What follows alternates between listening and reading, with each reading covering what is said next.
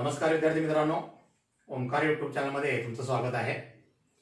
आज इयत्ता 9वी गणित भाग 1 या विषयातील सेट्स म्हणजे संच या प्रकरणातील वेन डायग्राम वेन आकृती हा भाग आपण या ठिकाणी पाहणार आहोत।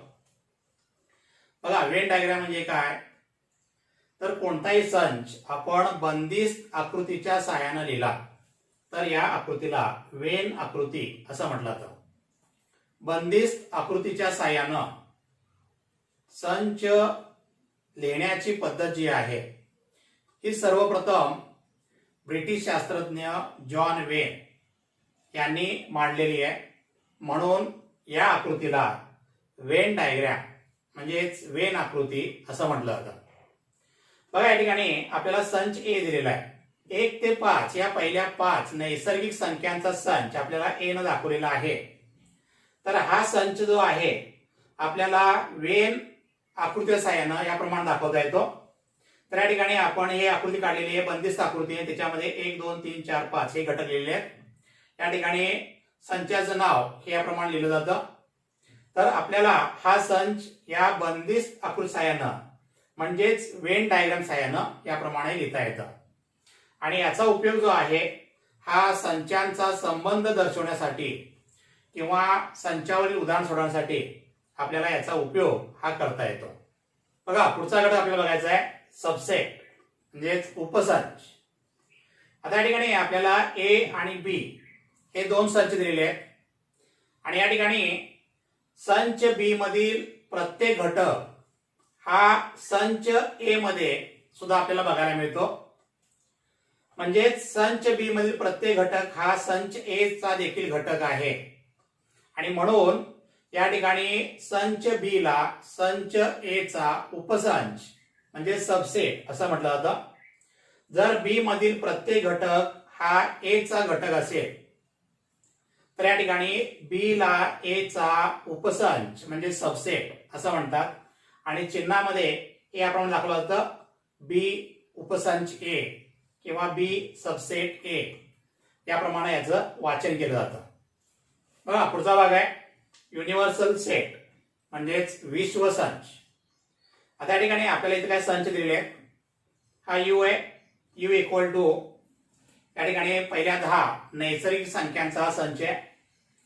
संच ए दिलेला आहे या ठिकाणी 1 3 5 7 9 म्हणजे तिथं पहिल्या 10 पर्यंतच्या विषम संख्यांचा हा संच आहे। संच बी दिलेला आहे आपल्याला 2 4 6 8 10 म्हणजे या ठिकाणी हा जो संच आहे हा 10 पर्यंतच्या समसंख्यांचा हा संच दिलेला आहे आणि सी बरोबर आहे 2 3 5 7 या घटकांचा संच आहे। म्हणजे या ठिकाणी 1 ते 10 पर्यंतच्या मूळ संख्यांचा हा संच या ठिकाणी आपल्याला सी दिलेला आहे।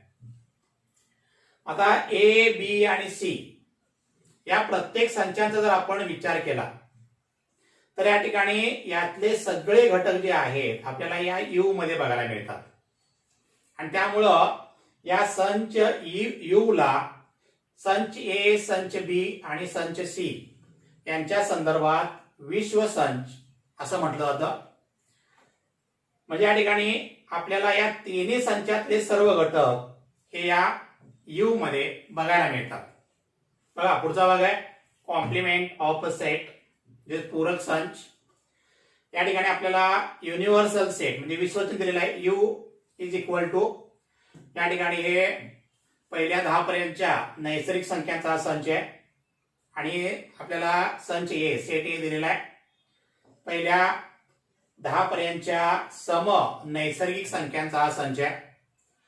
आता याच्यामध्ये पूरक संच म्हणजे कॉम्प्लिमेंट म्हणजे काय, यू मध्ये असलेल्या पण ए मध्ये नसलेल्या घटकांचा जो संच आहे त्याला ए चा कॉम्प्लिमेंट किंवा ए चा पूरक संच असं म्हटलं जातं आणि हे ए डॅश किंवा ए चा सी घात या चिन्हाने दाखवलं जातं।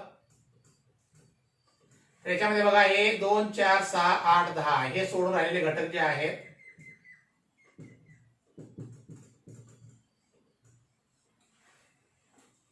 तर तर याप्रमाणे यू मध्ये असलेल्या पण ए मध्ये नसलेल्या घटकांच्या संचाला ए चा पूरक संच म्हणजेच ए चा कॉम्प्लिमेंट ऑफ सेट ए असं म्हटलं जातं.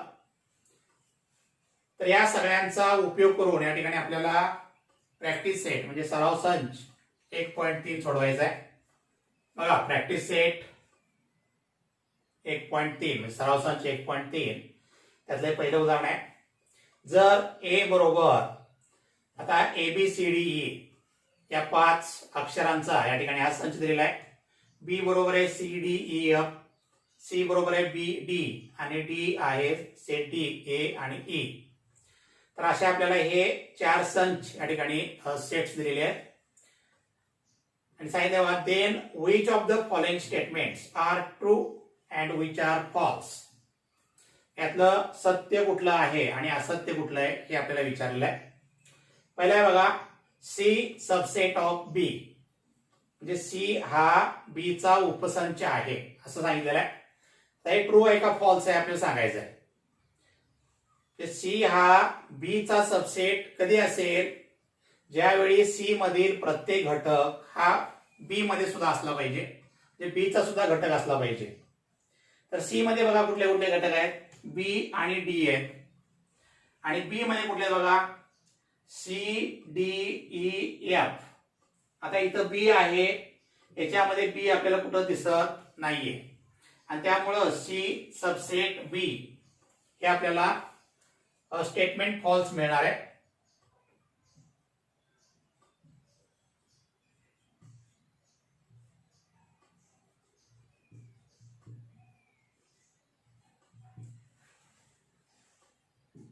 दुसरा बघा ए सबसेट ऑफ डी म्हणजे ए उपसंच डी. आपला ए तले प्रत्येक घटक हे डी चे आपल्याला घटक मिळायला पाहिजेत. तर ए मध्ये बघा एकूण 5 घटक आहेत डी मध्ये 2च आहेत म्हणजे या ए ला प्रत्येक घटक तुम्हाला डी मध्ये बघायला मिळणार नाहीये. इथं ए आणि ई आहे तेवढे 2 घटक आहेत बी सी डी हे डी मध्ये नाहीयेत म्हणजे हे सुद्धा स्टेटमेंट फॉल्स आहे.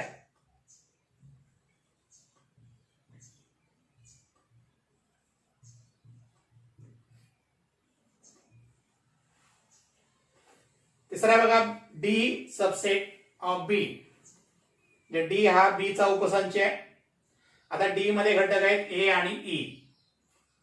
इथं बी मध्ये ए आणि ई आहेत का बघा इथं आपल्याला कुठेही ए बघायला मिळत नाही म्हणजे डी तले प्रत्येक घटक हे बी मध्ये नाहीयेत बी चे घटक नाहीयेत त्यामुळं हे सुद्धा फॉल्स आहे.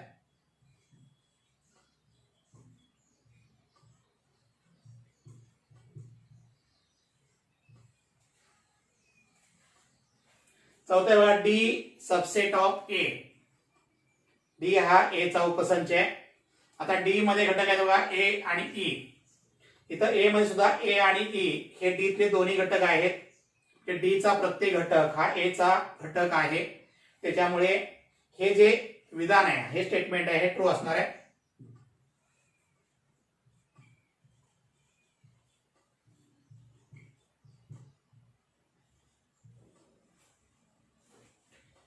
तर बघा बी सबसेट ऑफ ए. बी हा ए चा उपसंच आहे. आता हे विधान बघा बी ला प्रत्येक घटक इथं सी आहे इथं सी आहे इथं डी आहे डी आहे इथं ई आहे पण इथं एफ आहे हा ए चा घटक नाहीये त्यामुळं बी उपसंच ए हे सुद्धा विधान असत्य असणार आहे.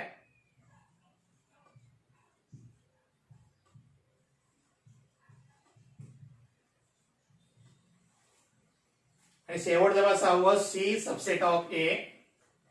सी हा ए चा उपसंच आहे. सी मध्ये बी आणि डी घटक आहेत यात सुद्धा बी आणि डी हे दोन्ही घटक आहेत त्याच्यामुळं सी मधला प्रत्येक घटक ए मध्ये असल्यामुळं सी सबसेट ऑफ ए हे स्टेटमेंट ट्रू आहे.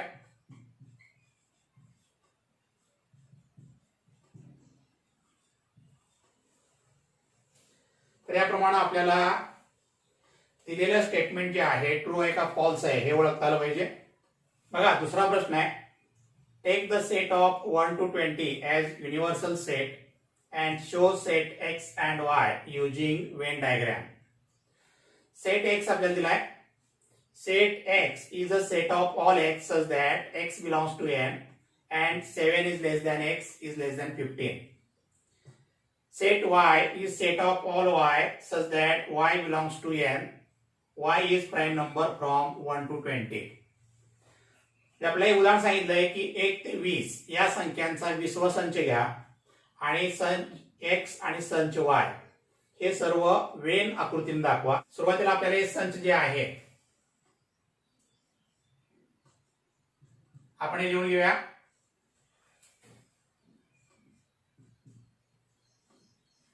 संच x बघा हा 7 पेक्षा मोठा आणि 15 पेक्षा लहान या संख्यांचा संच आहे आणि y जो आहे 1 ते 20 च्या दरम्यानच्या मूळ संख्या आहेत.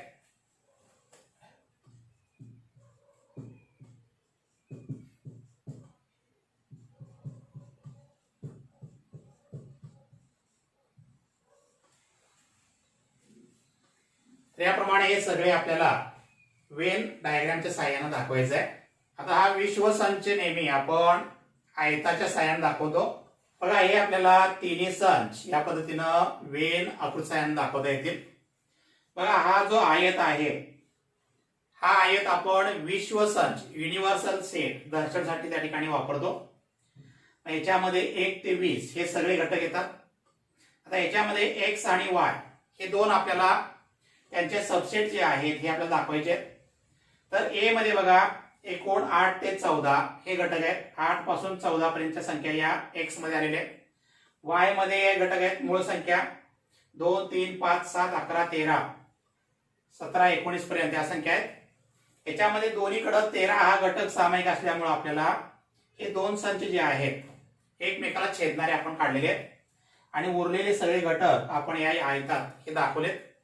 तर या पण तुम्हाला वेन डायग्रामच्या साहाय्यानं ही उदाहरणं जी आहेत ही सोडवता येतात.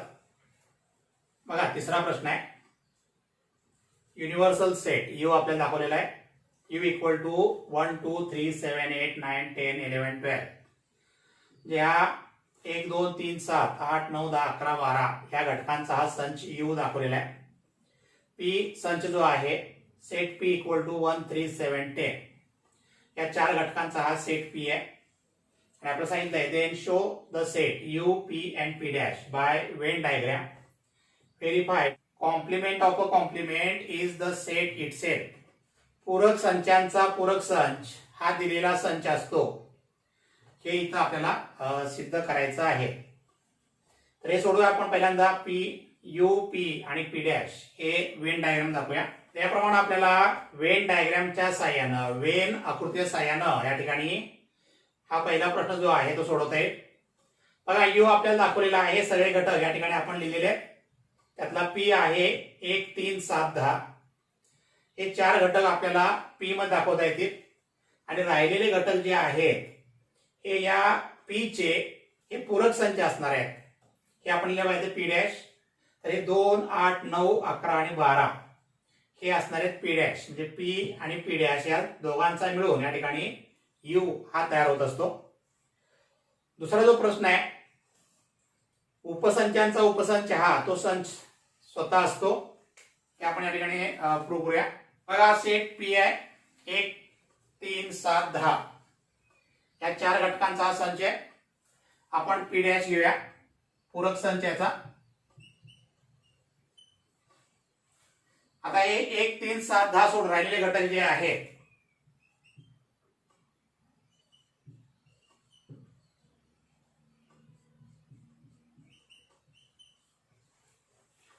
बघा हा पी चा पूरक संच आपल्याला कॉम्प्लिमेंट मिळालेला आहे. P dash is equal to 2 8 9 11 12.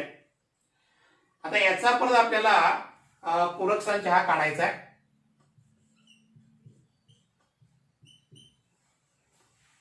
बघा आता याच्यामध्ये आहेत पण यात संचात नाहीत असे घटक हे आपल्याला इथे लिहिता येतील.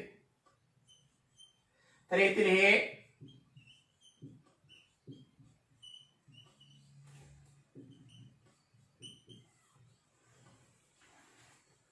हे घटक सोडून राहिलेले घटक जे आहेत ते आपल्याला मिळतील 1 3 7 10. आता इथं पीतले घटक आणि याच्यातले घटक हे दोन्ही घटक समान आले.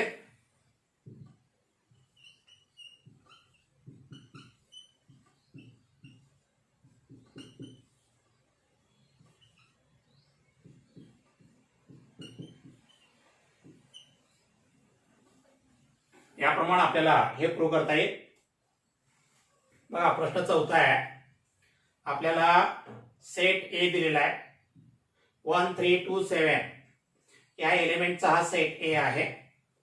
Then write any 3 subset of A. तर आपल्याला याच्या कोणतेही 3 उपसंच आपल्याला द्यायचे आहेत.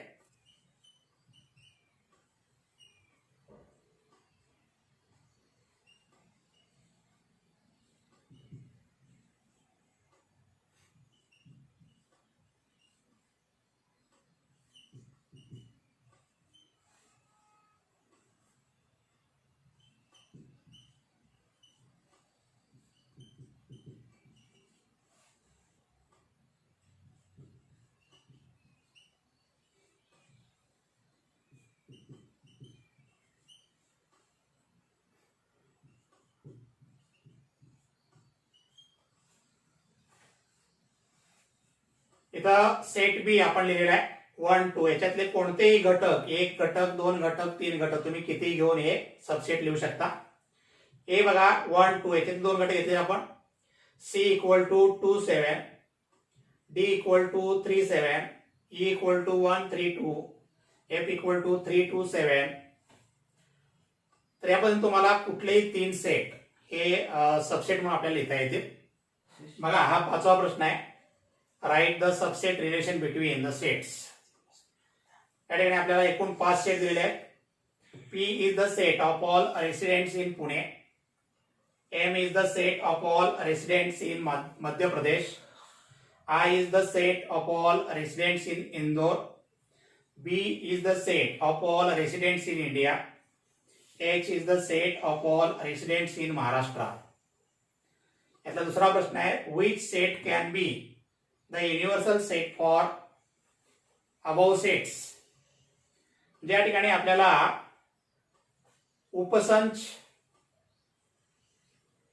रिलेशन जे आहे हे आपल्याला यात दाखवायचं आहे. हे जे 5 संच दिलेले आहेत. पहिला बघा P is the set of all residents in Pune. आता पुण्यामधील रहिवाशांचा हा संच आहे. आता हा कशाचा उपसंच असेल तर पुणे जे आहेत हे महाराष्ट्रामध्ये येतात. या ठिकाणी H is the set of all residents in Maharashtra.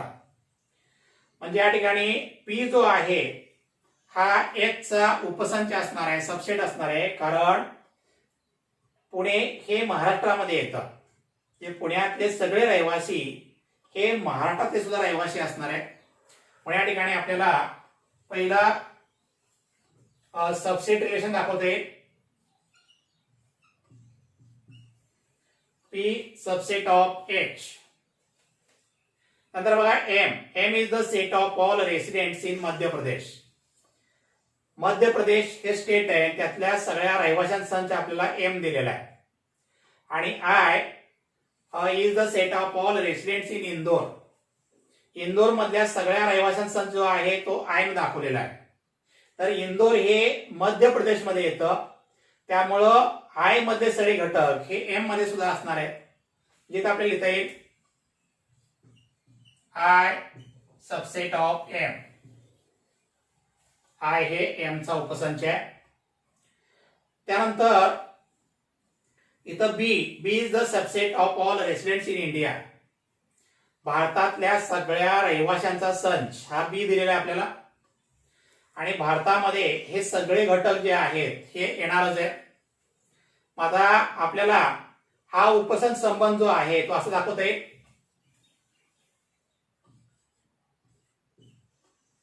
P subset of B, M subset of B, I subset of B, H subset of B. तर याप्रमाणे तुम्हाला हा उपसंच संबंध जो आहे तो दाखवता येईल. आणि दुसरा प्रश्न जो आहे which set can be the universal set for above sets. यातला कुठला संच हा सगळ्या संचांच्या बाबतीत हा विश्वसंच असेल, तर तो असणार आहे बी. कारण हा सेट जो आहे ते भारतातल्या सर्व रहिवाशांचा संच आहे आणि हे सगळे पी, एम, आय आणि एच हे त्या ठिकाणी भारतामध्ये असणारे काही वेगवेगळे भाग आहेत. त्याच्यामुळं बी जो आहे हा आपल्याला युनिव्हर्सल सेट म्हणून निवडता येईल. तर याप्रमाणे आपल्याला हे पाचव्याचं उत्तर जे आहे ते लिहिता येईल. बघा, हा 6वा प्रश्न आहे. which set of numbers could be the universal set for the sets given below. म्हणजे या खाली दिलेल्या संचांच्या संदर्भात कोणता संच हा विश्वसंच असेल असं विचारलेलं आहे. आता यात ए मध्ये दिलंय बघा, A is equal to set of multiple of 5, B equal to set of multiples of 7, C equal to set of multiples of 12. म्हणजे आपल्याला या 5च्या पट्टीतल्या, 7च्या पट्टीतल्या आणि 12च्या पट्टीतल्या संख्यांचा संच या ठिकाणी दिलेले आहेत. दुसरा आहे P equal to set of integers which are multiples of 4 and t equal to set of all even square numbers. आता या ठिकाणी मल्टिपल्स ऑफ 5 याप्रमाणे हा संच मिळेल, मल्टिपल ऑफ 7, मल्टिपल ऑफ 12 आणि हे सगळे घटक जे आहेत हे आपल्याला कुठे बघायला मिळतील, तर हे सगळे घटक आपल्याला नॅचरल नंबर मध्ये बघायला मिळतील. नॅचरल नंबरचा नैसर्गिक संख्यांचा संच जो आहे त्याच्यामध्ये तुम्हाला हे सगळे घटक बघायला मिळणार आहेत. त्याचप्रमाणे पूर्ण संख्यांचा संच जो आहे होल नंबर्स त्याच आपल्याला घटक बघायला मिळतील. त्याचप्रमाणे इंटिजर्स याच्यात पण आपल्याला बघायला मिळतील. तर यापैकी आपल्याला NWI natural number, whole number आणि इंटिजर्स यापैकी कुठलाही संच आपल्याला युनिव्हर्सल सेट म्हणून या ठिकाणी घेता येईल. त्याप्रमाणे दुसरा प्रश्न बघा, हा पी जो आहे, आता हा इंटिजर्स मल्टिपल ऑफ 4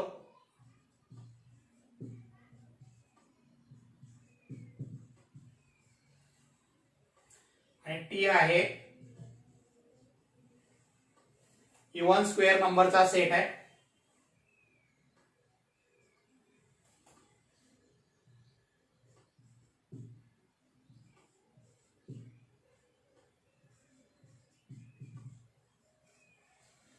आता इवन स्क्वेअर नंबर्स, आता हे सुद्धा सगळे आपल्याला घटक जे आहेत हे NWI यापैकी कुठेही बघायला मिळणार आहे.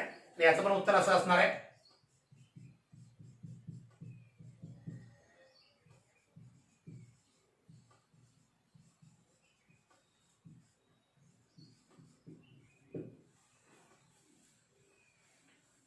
तर याप्रमाणे तुम्हाला या प्रश्नांची उत्तरं ही लिहिता येतील.